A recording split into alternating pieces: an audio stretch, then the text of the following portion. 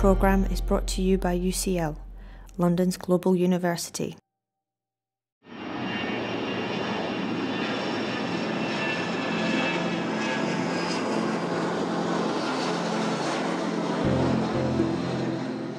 Mapping Change for Sustainable Development is a project UCL is leading as part of the Urban Buzz programme of research activity around London.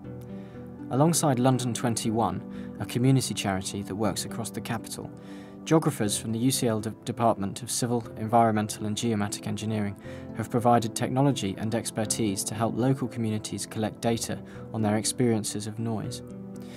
Then they've used this data to create unique noise maps, enabling local people to express their experiences visually. We've come to Britannia Village, which is very close to the end of the runway for London City Airport in East London, to meet some local people and find out how the project is having an impact on their lives. It can be a bit disconcerting with the noise. If I'm sitting at my PC and I'm putting a report together, or I have to write presentations, I do have to shut the window or I have to stop for a second because the noise of the jets coming across will distract me. So I have to actually stop for a second, or I have to get up and shut the window to silence my room where I work in. The latest flights can leave up till 10:30, but only 3 can arrive and then land between 10 and 10:30, but they can go that late, and they often do as well. The worst scenario is if there's an easterly wind, which means that the flights have to take off over Greenwich, towards Greenwich, into the wind. This really increases the noise levels for us immensely, particularly if there's lots of jets. So the first flight could go from 6:30 in the morning, and it could be pretty constant. After 7 o'clock you could have flights up to 90 seconds in between each one. Could you just show us the technology that UCL provided for recording sound levels in the noise mapping project? Basically what we have done is we use standard noise meters, which you can buy in many electronic shops. They are about 50 to 60 pounds, not more than this. And they've been designed to record domestic noise in industrial cases or in a disco and things like that. We had to take 6 readings a day, and with those readings, each time they were taken, we had to take them in a 3-minute period. For each minute, what noise levels there were. So for example, if 1 minute there was nothing going on, there was only birdsong, for example, I would write down the highest reading at that time. And the second minute, if there was a flight taking over, you would write that down. And then again, the third minute, you would take the readings from that. So you had 3 different readings. And within those 3 minutes, you would have 3 different figures from whatever was happening in the environment. So that was done for over a 7-week period from the months of January through to March to calculate that. Experts at the UCL Chorley Institute, led by Muki Haklai, have taken this data and combined it with people's perceptions and emotions at the noise they experience in order to produce noise maps.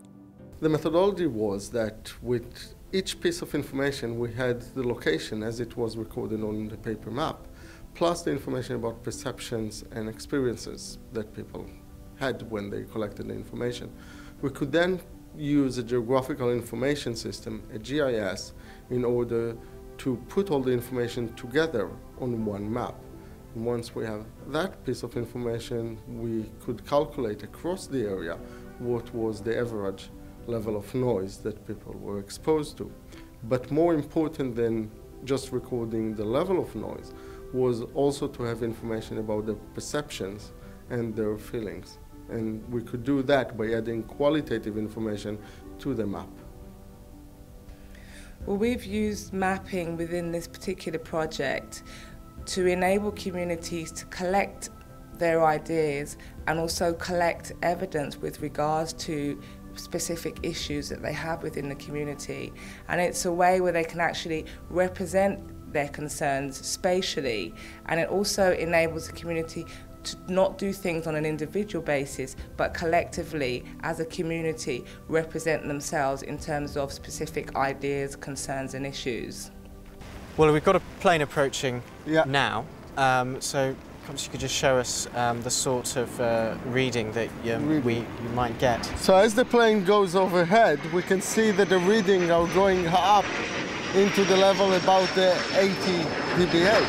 And beyond the 85, 84, it's starting to be really uncomfortable to suffer from the sound, to notice how loud it is to hear this sound of airplanes. And this is happening quite frequently in areas like this, near on flight paths? Yes, with flights taking off every 2 minutes, you can figure out that during the rush hour, you get many flights and many noise events. And as we can see from the noise mapping that we've done within the Royal Docks community, many of the readings are well over 60 decibels, and this is throughout the day and evening. Further studies also suggest that there's a link between living in noisy environments and actually affects in terms of educational learning abilities within school children, and there's more likely to have issues with regards to concentration and memory ability. And what do you think the outcomes are going to be from this kind of research? First of all, they are actually providing us information about what people experience, which is something that we don't have on a large scale. And that's something that we can compile together and show what are the experiences of people that are living in the area. And that is important for planning decisions, for example, changing the regime of operation of an airport or deciding about certain development and how the area should be treated. On top of that, we can continue and develop our understanding about noise issue that people experience by combining the official measurements, things like the profile of noise that they are experiencing, with the sources and their emotion and other aspects of it.